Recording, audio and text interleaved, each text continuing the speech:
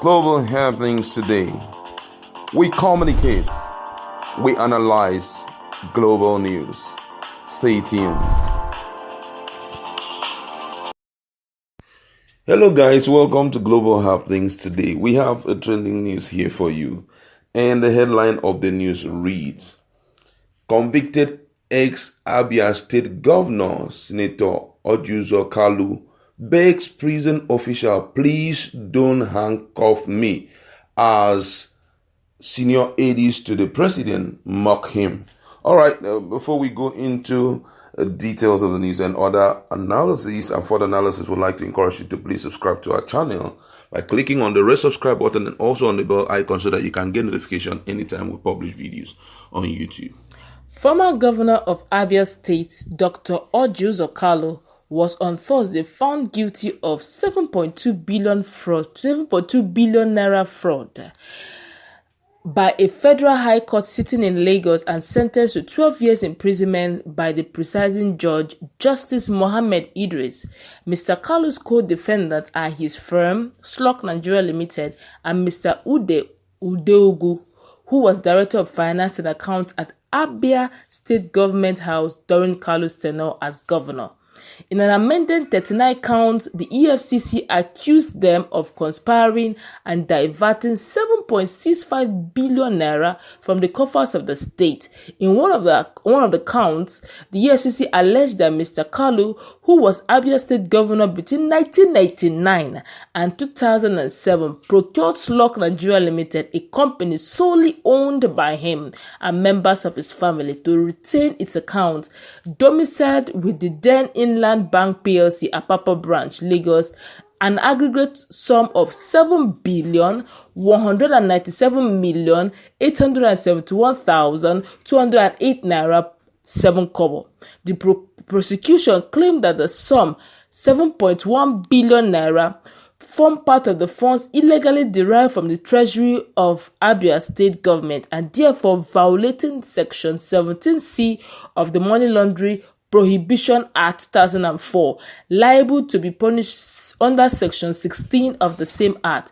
Apart from the 7.1 billion naira, the ex-governor and other defendants were also accused of receiving a total of 460 million naira allegedly stolen from Abia State government treasury between Abia State government treasury between July and December 2002. Meanwhile, former Abia State Governor Ojuzo Kalu, who was sentenced to 12 years imprisonment for fraud, and was heard asking prison warders, "Where are you taking us to?" after his sentencing. Kalu, who is the Senate's chief whip, also begged the prison warders not to handcuff him in public. Oh God. The former Abia State governor and his co-defendants were being removed from the dock by prison officials. They attempted to handcuff him. Senator Ojuzo Kalu, whose disposition showed worry and fear, said, where are you taking us to now? Please, don't handcuff me, I will follow you. Two unidentified women were also seen weeping as Kalu was being led away. Kalu's associate, Udeogu, was sentenced to 10 years imprisonment, while the company, which was used in perpetrating the fraud, Slok Limited, was ordered to be wound up by Justice Idris Mohammed. All right, thank you very much. This is one of the biggest fight of against corruption. Reason why I say it's one of the biggest one is the fact that it's not happening to a PDP senator, or neither is it happening to Abga senator. It's happening to an APC senator who is a majority whip in the Senate floor. And, everybody believe, I personally also, I had believed that immediately you cross carpet to APC, automatically you have been given the title Saint, and you are free from any form of, charges, fraudulent charges that are against you. But EFCC have gone far off to prove to Nigerians that that is not even true, that is absolutely not true, as they have followed up on this case until finally the ex-Abia State governor has been thrown into prison. For the next 12 years, he will be a convicted thief. And I wonder, which therefore means, if you want to do your permutation calculation, his ordinarily, ideal situation, his political career is totally gone. Because if you're in prison and you come out to continue with your political career and nothing happens to it, is when you were thrown in there unknowingly. But in the case of the ex-Abia State governor, he has been thrown into the prison because of his fraudulent act. And President Muhammadu Buhari, aides on news media, Loretta Onoche, has took to her Twitter to announce the conviction of the former governor of Abia State. I'm talking about Orji Kalu. And that's an indication that, hey, we don't talk from one side of our mouth. Whoever that must be dealt with must be dealt with. But then that had also triggered a lot of reactions from Nigerians, as many people are of the opinion that why all of this is happening is the fact that Orji Kalu is not, Orji Kalu is from the east, and that's why his own case is different. Other people are of the opinion that there are other senators or other persons who are involved in fraudulent activity. Why is it Orji Kalu? A lot of things people are saying currently, but it's really heartbreaking, to hear all of this, owing to the fact that Nigerians had believed that the corruption fight was not a stiff one, but here EFCC has proven that it is actually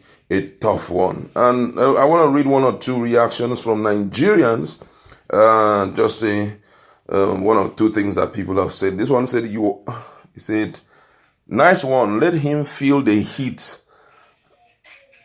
Always shouting of corruption is now convicted of corruption. He said that's Orji Kalu, always shouting of corruption is now being convicted of corruption. I beg, when will the person started mentioning names of other governors which they believe had been fraudulent, start mentioning their names, the likes of Rotimi Amechi, that's an allegation because it has not been proven. Mention other people's name and all of that. Some people are not happy, some Nigerians are absolutely not happy following the current development. They say that it's actually the Southeasterners that this corruption is targeted at. But let's say the truth, and the truth is bitter, but sometimes we need to accept it. You can bear with us that Orji Kalu, for the period of time that he had been there in that state as the governor, there was nothing significant he did to the people, and it's really painful that someone will be in that kind of position for as long as possible and will not do anything despite the suffering of them. Go to Abia State. There's nothing to write home about. And the question had always been, for the 8 years someone has been in that position, what have you been doing? At least you should pick up one thing, if not for anything, fix the road, supply electricity and all of that. So a lot of them have not been doing. We just pray that this should just be the beginning, that the next time we will hear about it, it will also be another well-known thief who has stolen government funds as much as possible. Though many persons are also believing that this case is going to be, appeal or whatever. But the truth is, he has been convicted and sure he's going to prison. But all the same, let's just see how it will roll. My colleague is here. What do you have to say about this case? What I do know is that this is a good one from the right direction. When they were still the governor of the state, it looks as if they will never come down. In fact, it looks as if even 4 years or max 8 years, it's never going to come to an end. It's always a forever thing. And they have gotten used to business as usual. Loot, who will ask, when they loot the coffers dry, the next person will find a way of loaning money and continue from where they stop. And the masses are complaining. Masses are crying out. There are no jobs, there are no food, the economy is not functioning, everyone is screaming, the roads are bad, social amenities that ought to be common because they are recurrent expenditure in our budget, but yet they are not being felt or seen in every man's life, and it is becoming something very disgusting and disheartening to note.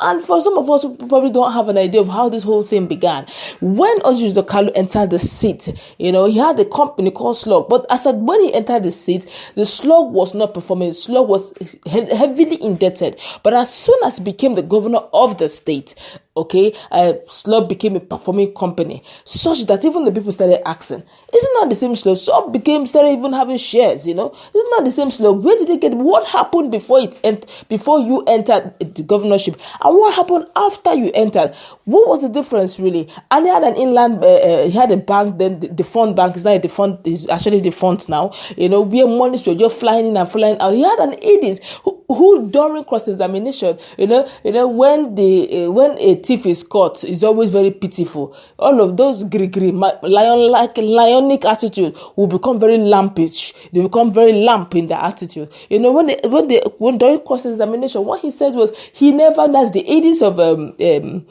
Uzor Kalu, said he never actually knew that it's not right for it's not actually right for an AD as in somebody in public office to get contracts, government contracts. He never knew it was wrong, was against the law, the rule of law. And now all of a sudden, because they were using the Slug, using the company name, to siphon, use it to do contract and siphon monies, transfer monies from the coffers of Abia State into their personal company. And this has always been the trend for almost all governors. As they sit in, they just find the name of a company. Most times it's untraceable to them.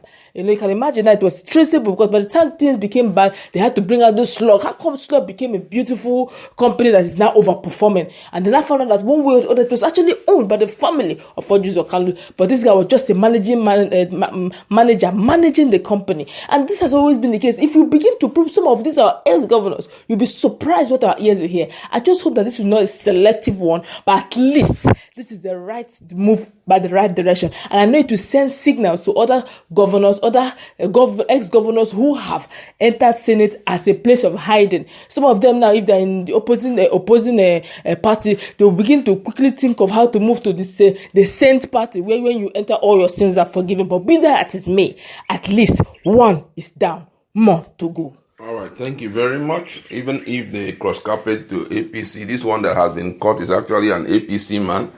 They will still catch them. All of them, they will be caught. EFCC, thumbs up to you guys. You've done a great job. Nigerians are celebrating you. And our prayer is it shouldn't be a selective one.